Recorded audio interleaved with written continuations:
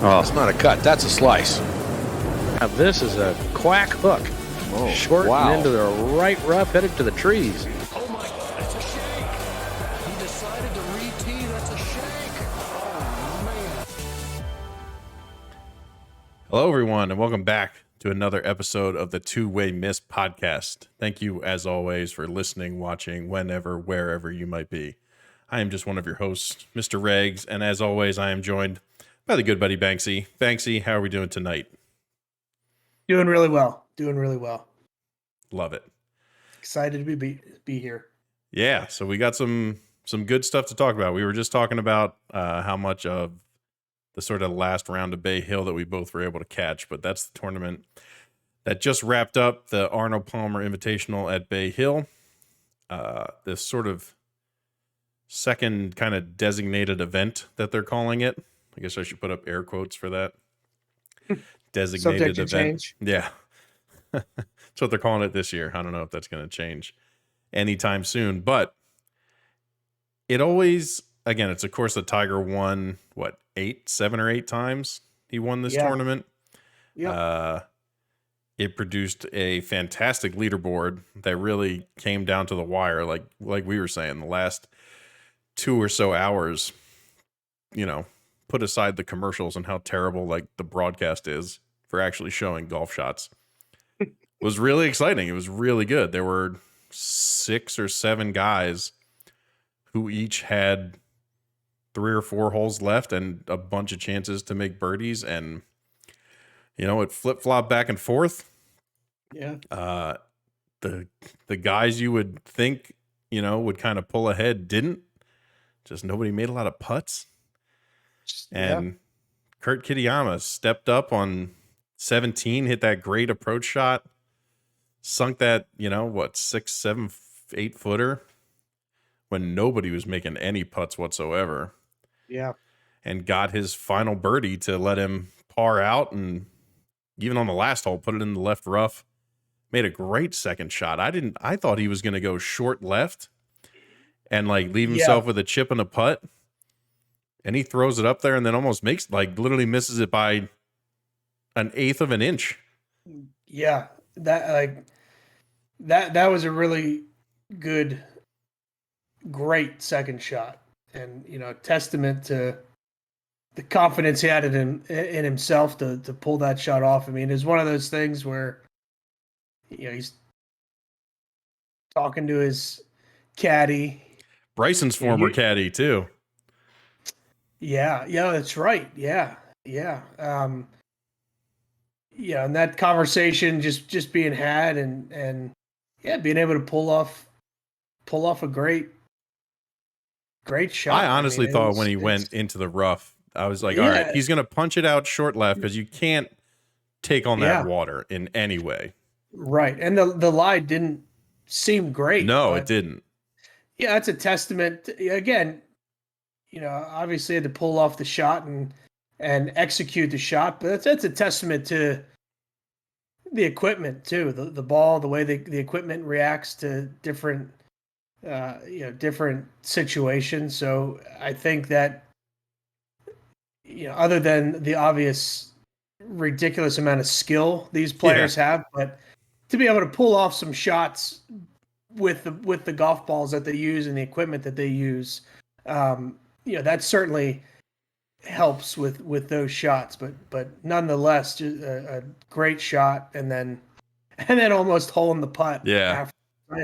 He marked his ball. I would have been nervous. I guess now with the rule changes and everything, you could. He marked it a good 1/4 inch behind it. When they did the zoom in, he marked it so far behind it. He's like, I'm not getting anywhere near this ball. Just say, I'd be so nervous. I would just be like, I would probably just tap it in and get over with.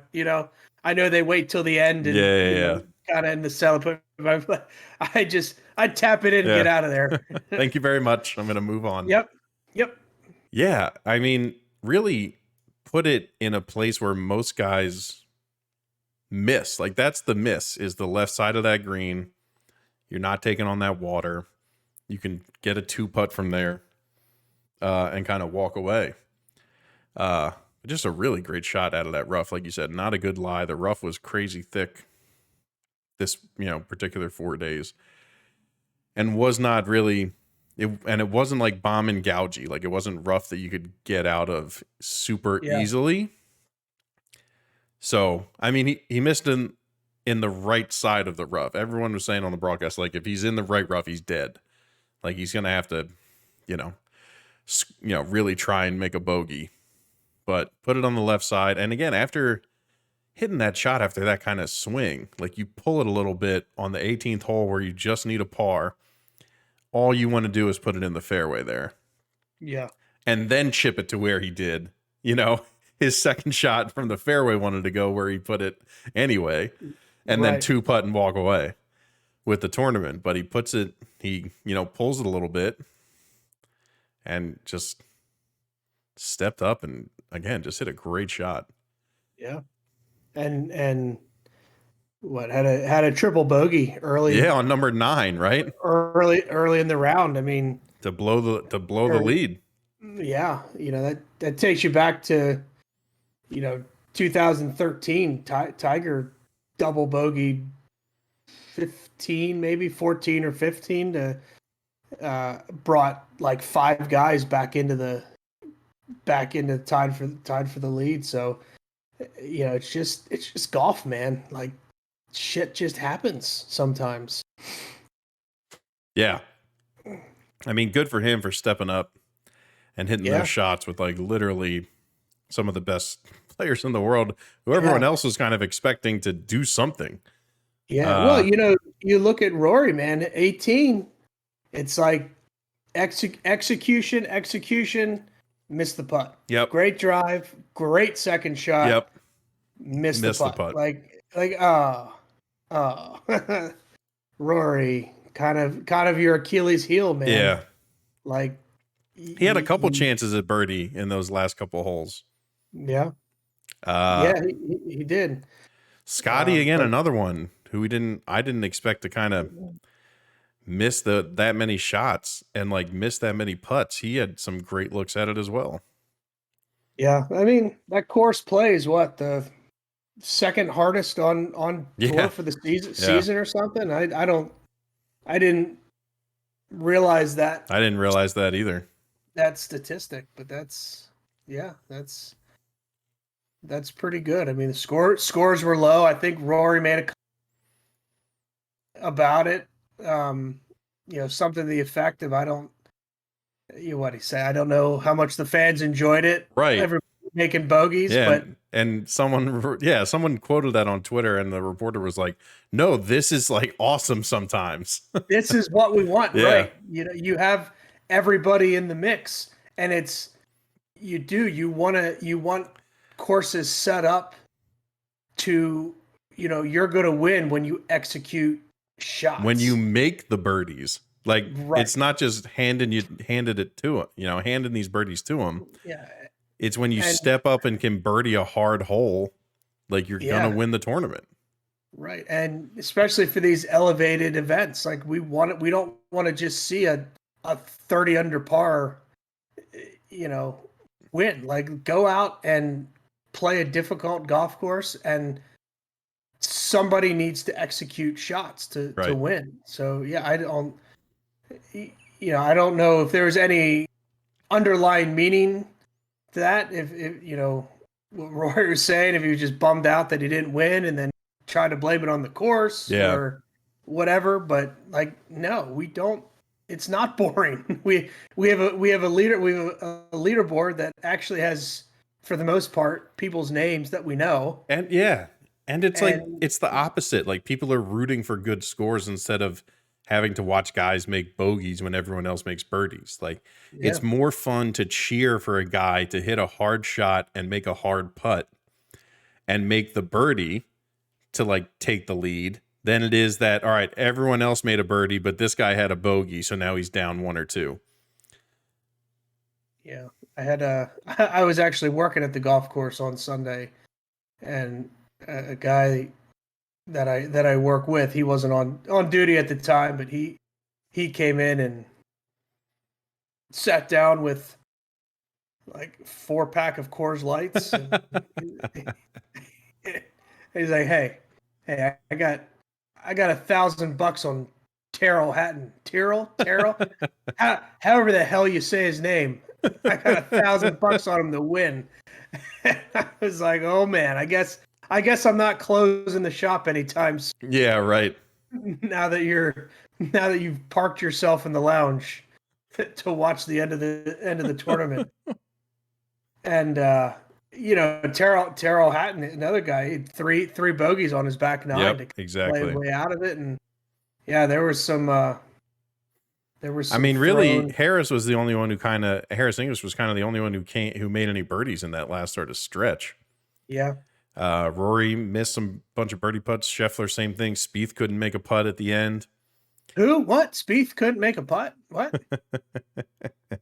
Shockingly, yes. What? Yeah, that's weird. That's weird. Cantlay played pretty well. He shot a 4-under for the final round. Mm-hmm. Victor Hovland gave it away. Hey, that's like the one thing that we've talked about that we actually sound somewhat intelligent We got about. kind of right, yeah. Like he's there and then he's gone. Yep. Then he's back, then he's gone. Then he's there. Yeah. Like if that dude ever had a shred of consistency, yeah, he'd be very good. He'd be winning multiple tournaments. Jason Day, another top 10. Oh my gosh, this guy, he's back. I don't think so. Let's pump the brakes on that, I think. Well, that's probably that's probably this is the best golf he's played. Oh my gosh, years. 5, 6, 7 years maybe. Yeah. So again, I think to Rory's comment, look, and maybe this is where it's so tough when it's you and I talking about this. I'd love to hear like the people who listen who maybe don't play as much golf or pay attention to it as much. Do you think that's who he's talking about? Because I think for guys who love golf and have played golf, again, I don't play golf at a high level. I just play golf. Yeah.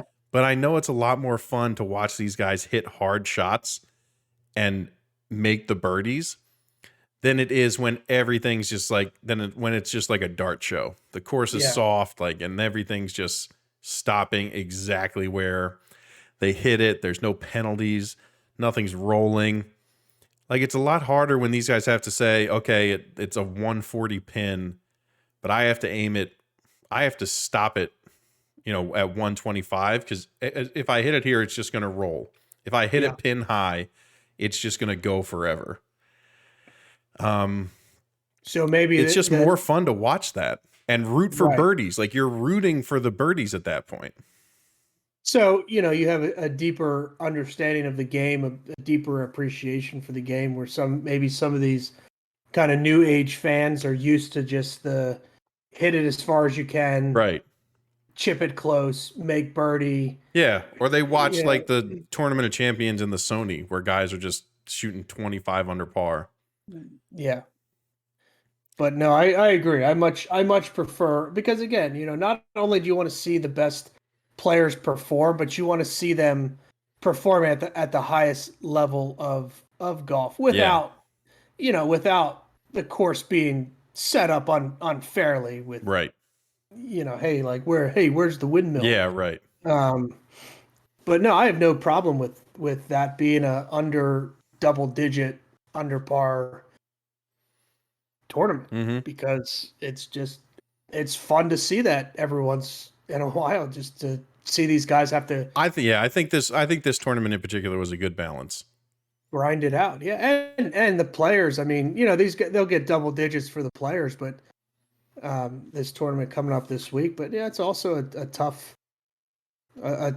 test of golf, and I think it can be that way. It's okay that it's this is professional golf. They're playing for a crap ton of money.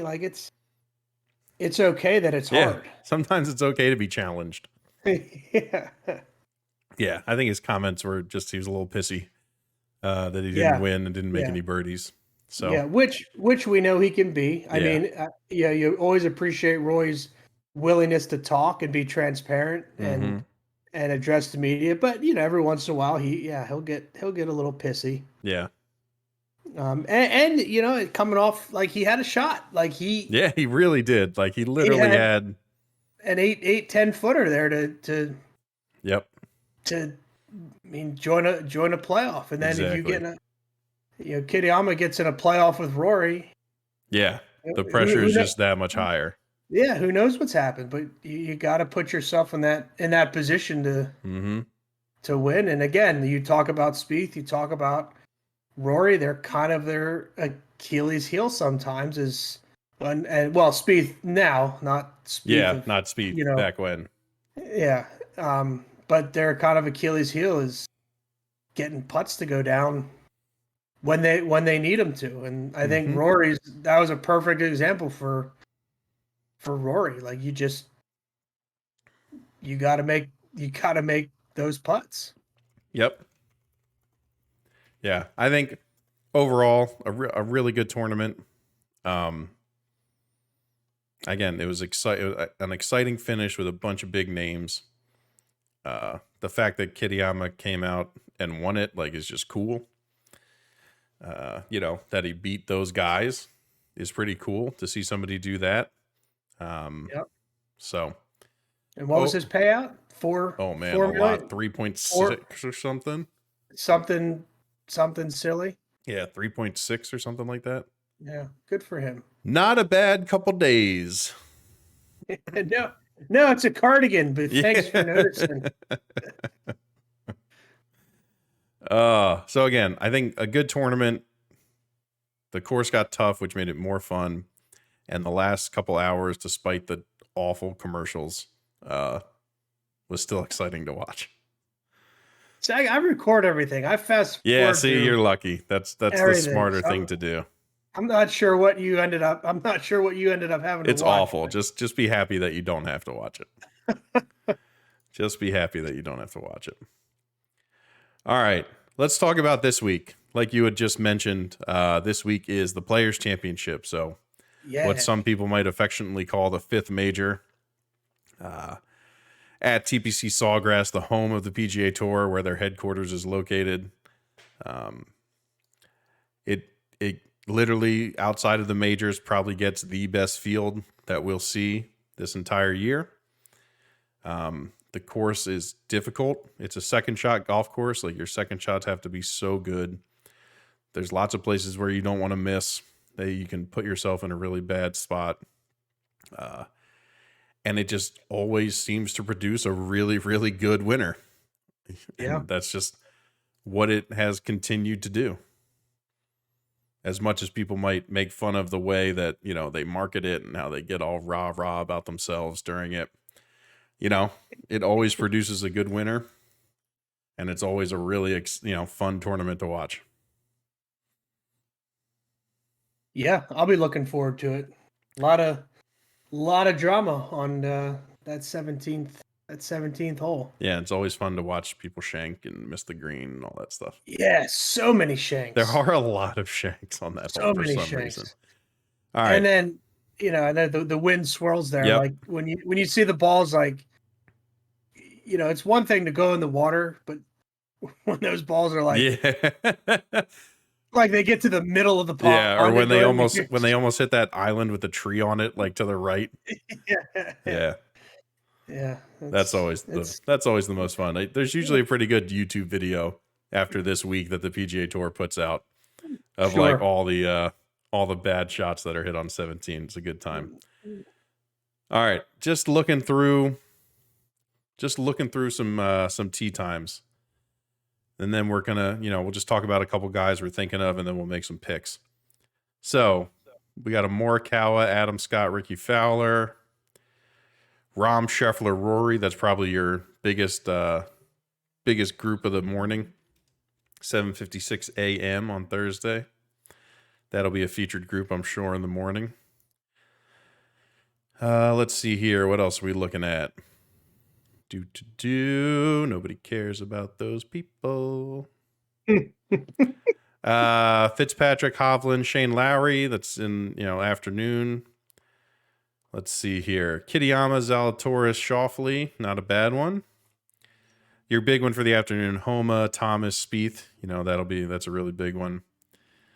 Yeah. And that's probably your biggest one in the afternoon there, is that Thomas, Spieth, and Homo.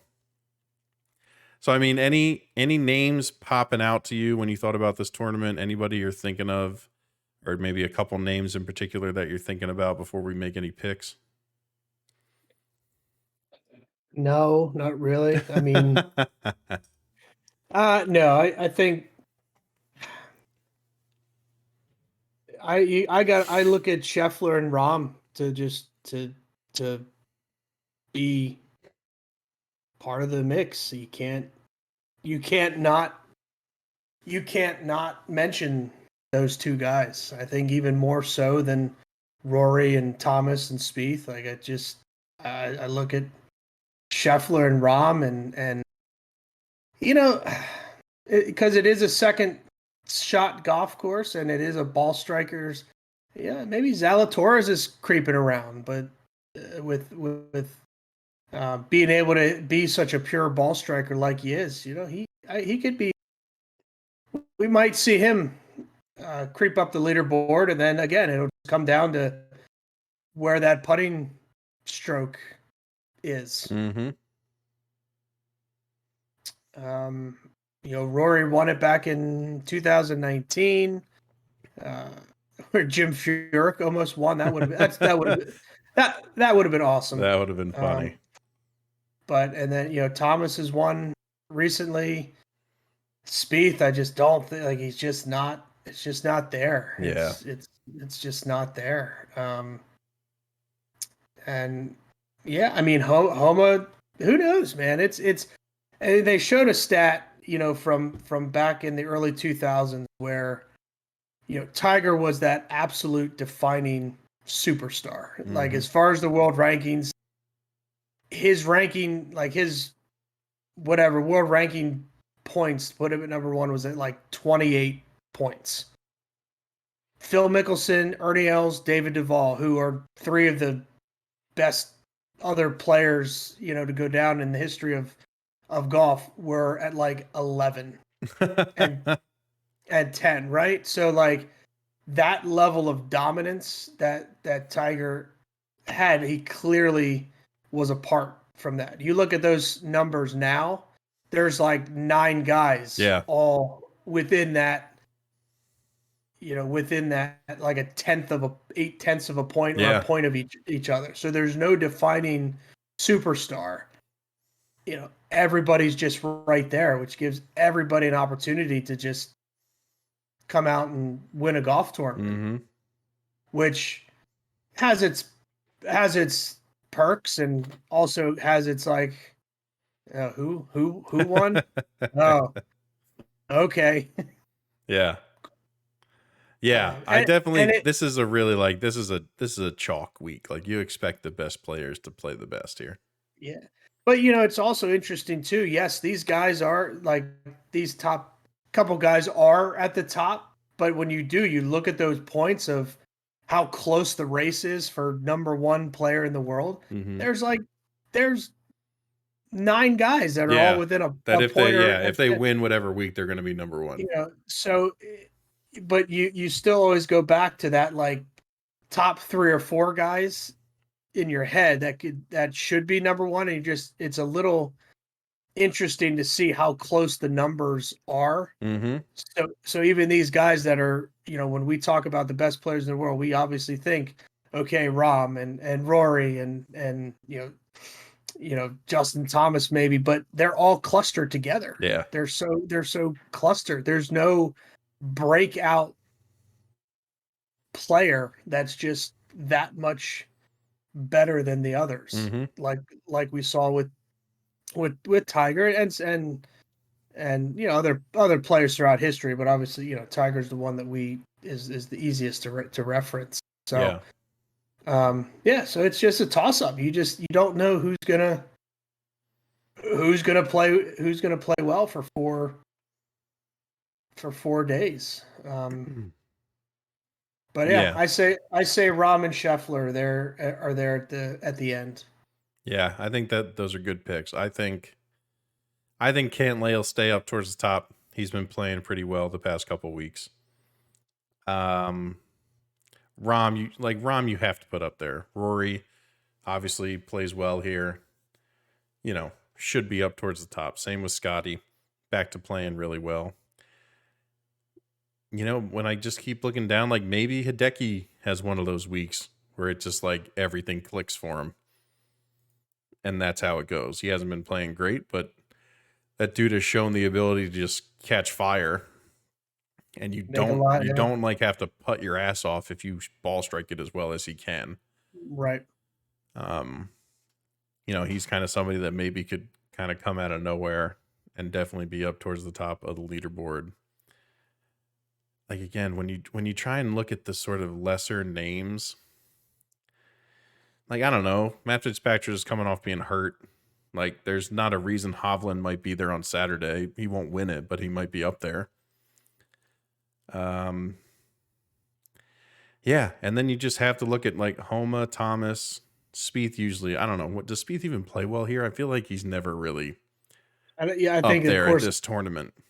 The course gets in his head too much. Yeah, he I think he's plays himself out with his own head games. Yeah.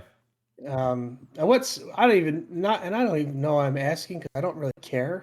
But what's Schauffele been up to? Is he hurt? Is he around? Is he in the? He was there last week. Okay.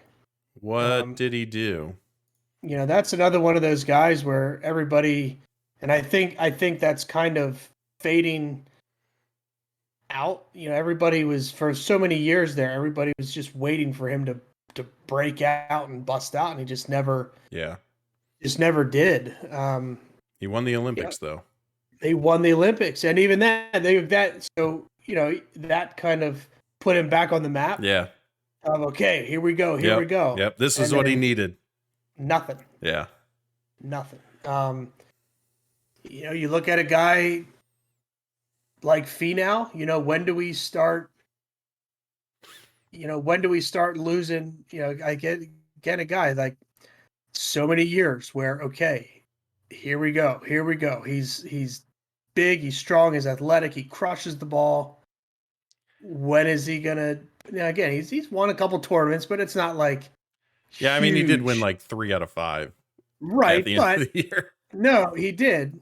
But when are we going to see it on the biggest stage? Right. When is it going to be a Players? That's the next step, right? Is it going to be a major? And yeah, it just I a couple years ago, I figured I would have said, we're going to be talking about Finau, how we talk about Scheffler, and how we talk about Rahm, and that just never. It just hasn't happened. Yeah. Again, Scotty really did kind of cement us thinking of him by winning the Masters. Like again, he was on that hot streak. He won 5 times plus a Masters, but now even coming back to this season, at least he's playing well. Right. He's not one of those guys where, at least he's around. We hear his name. He has a win already, this Waste Management. Right.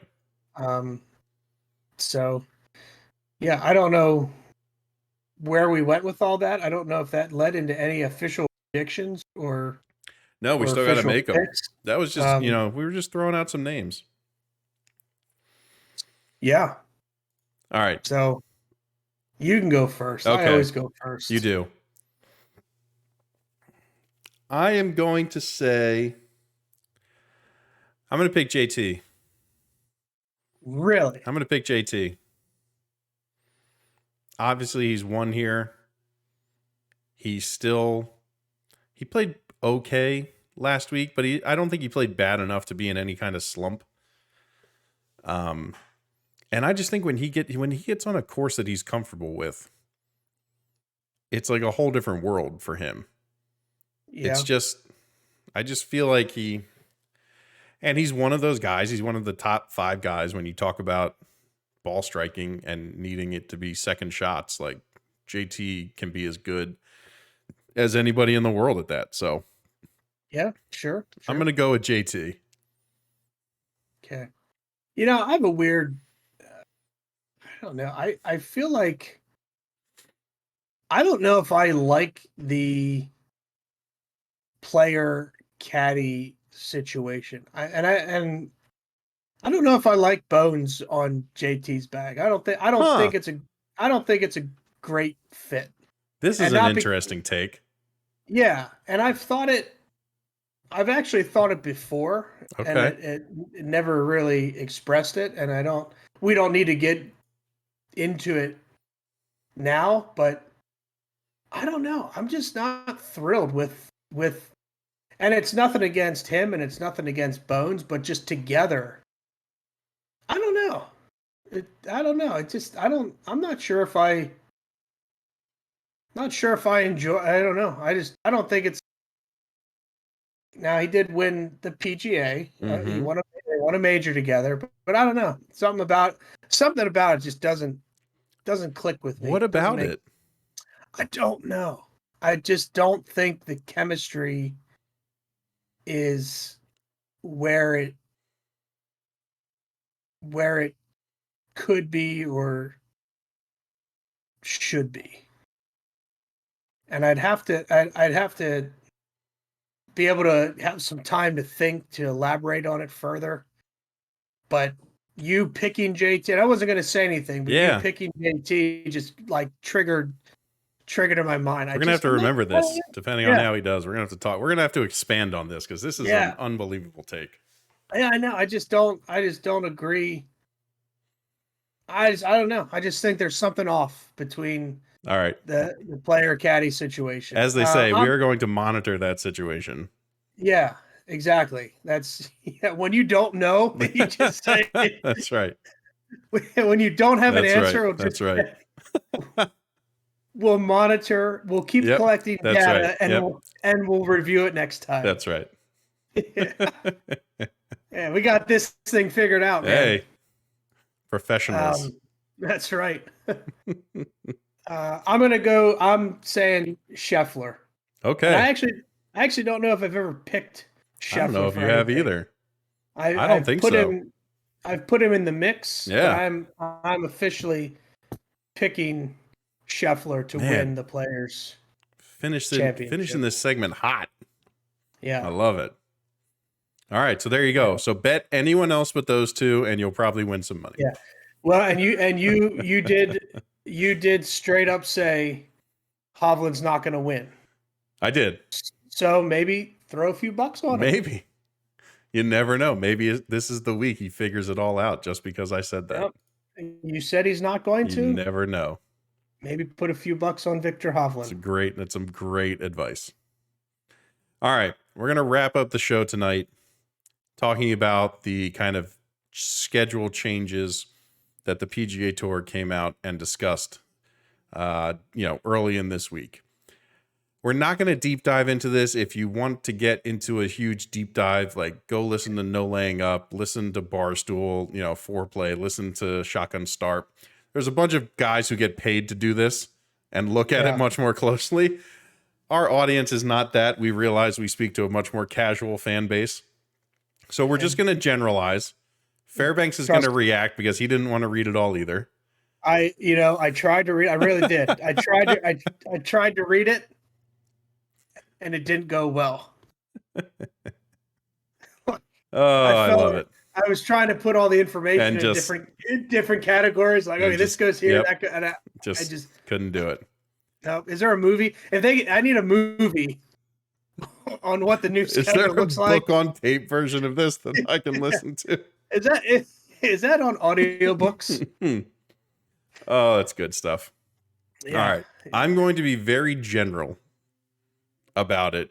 You can react to it, and then we'll move on and just see what happens. Because this is what they're saying now. All of this is not being implemented until 2024, so many things could change. But this is just where we're at right now. So, there still will be designated events, just like there are this year.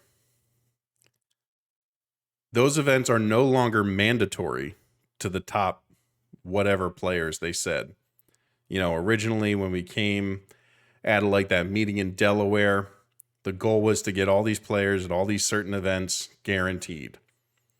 What they've done sort of instead of that is they're going to make some of those events non-cut events.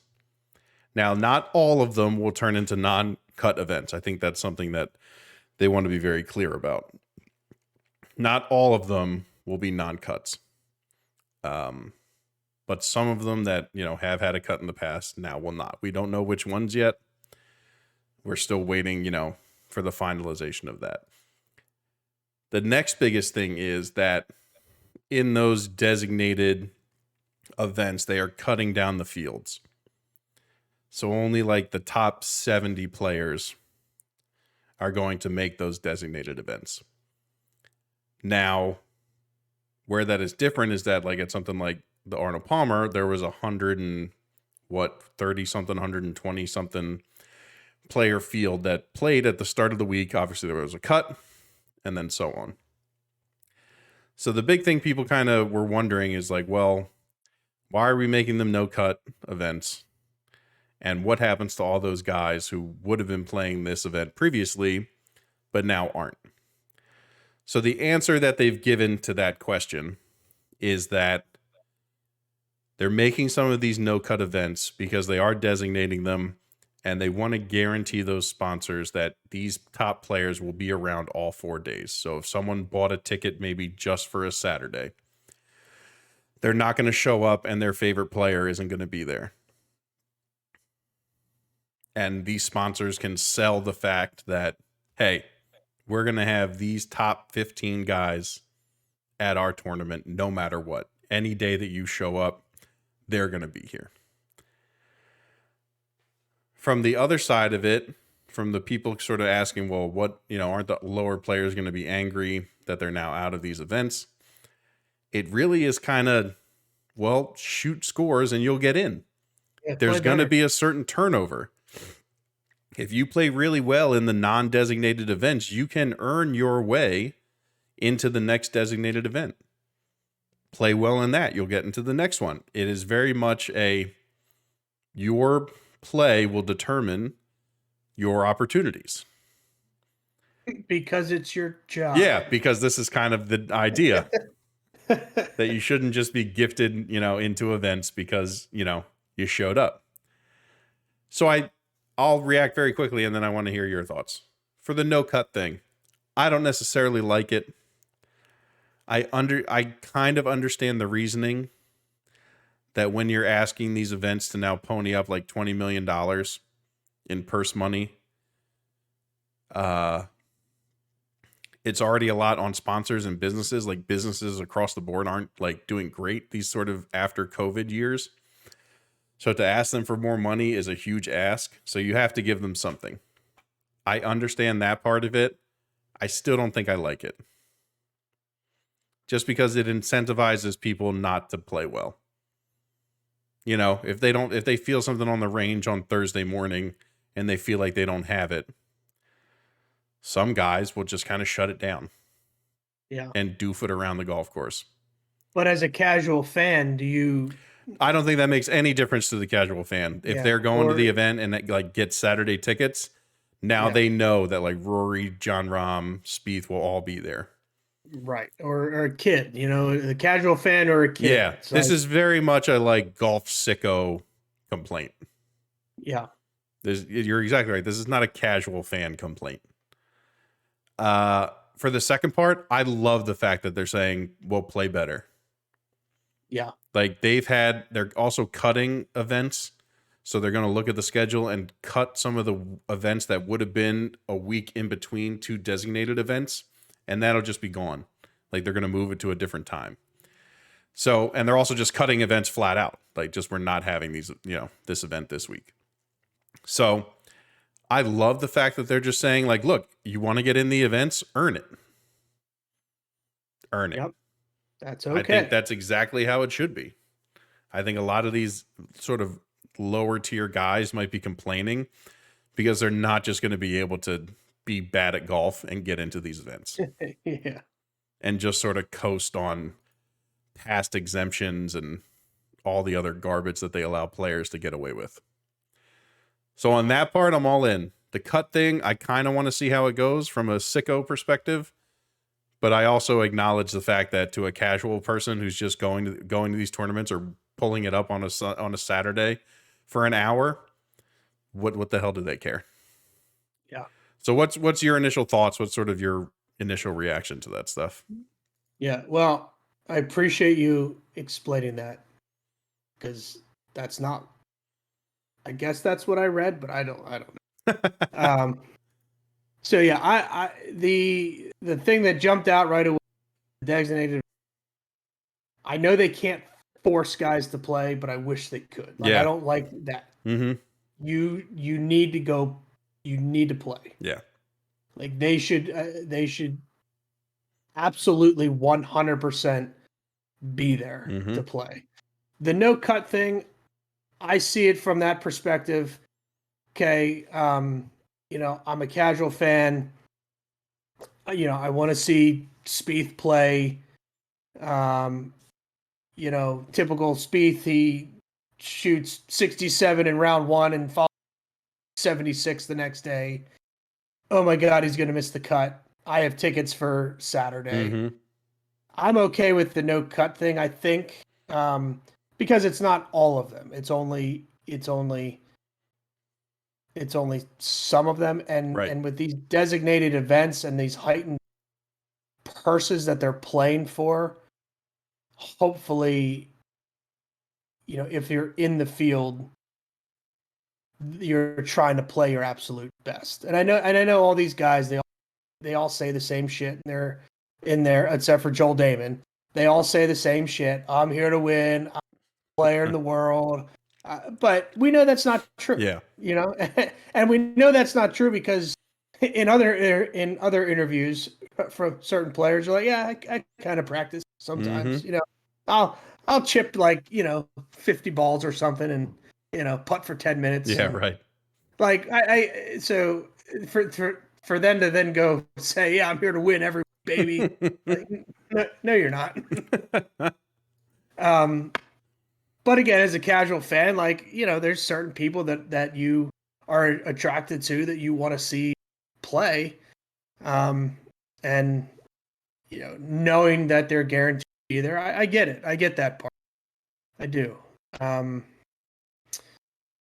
So yeah, I just, hopefully everything that the tour is doing, and again, it's all player approved. They're the ones coming up with this. Like, Jay Monahan is not coming up with this and telling them what to do.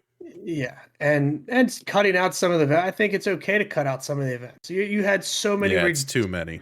You had so many ridiculous. Yeah. Events that meant nothing. You know what? Like, if your event gets canceled, go co-sponsor. Yeah. Another event. Right. You don't get your crappy tournament with your crappy players. Yeah. Just to put your name on the billboard. Go co-sponsor another tournament and see. Pay for some hours of golf to be commercial free. There you go. Get your advertisement. Get your name out there that way. So I'm okay with that, and then obviously I'm 100% on board with these guys having to play better to get to a certain level, because that's how the world works. That's how, this is your job. You want more, do better. Yeah. So yeah, I'm good. I'm good with that. And I think I Tournament of Champions, a designated event at some point. I thought I saw that in Sports Illustrated. I'm sure it would have to be, given the essence of the or event. it's the winners, and then I think the top. I think they're expanding it to the top 50 or something like that.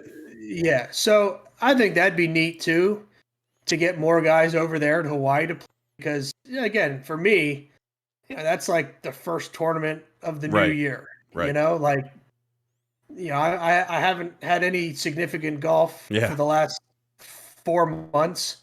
I'd love to flip that on and see all the best, the top, a better field, just to start off the season. So, these guys are playing for a shit ton of money. it's something else. I don't let's just see what happens, and hopefully everybody's doing their best and trying to win these tournaments, and hopefully we'll see leaderboard last week. Yeah. That would be great if we could have more leaderboards where, like, oh yeah, I know who you are, and so Yeah, I think that's certainly the idea. So again, there's a long while to this sort of schedule takes place. Things might change. If anything crazy happens to it, we'll keep you updated. But, let us know what you think. If you're a sicko like us, if you're more of a casual fan, let us know. Leave a comment on the YouTube video. Leave a comment on the podcast. Whatever you want. Let us know what you think. But I think we covered. Yeah. Oh, wait. Last thing. We almost forgot about this. Tiger is not playing in the Players. Yeah. So I guess he was he was telling the truth when he said he's only going to play. Exactly. And I hope it's not any type of setback situation that we're not hearing about. We don't know that it is. So because when he says the majors and a couple other tournaments, you would assume a couple other tournaments would include the Players. Yeah, you would think, but you got to think Genesis, the Hero, the ones that he hosts. PNC. Yeah, PNC. Father son. Yeah. And then I don't know what else outside that. Yeah, I was a little surprised. I mean, I thought if he was feeling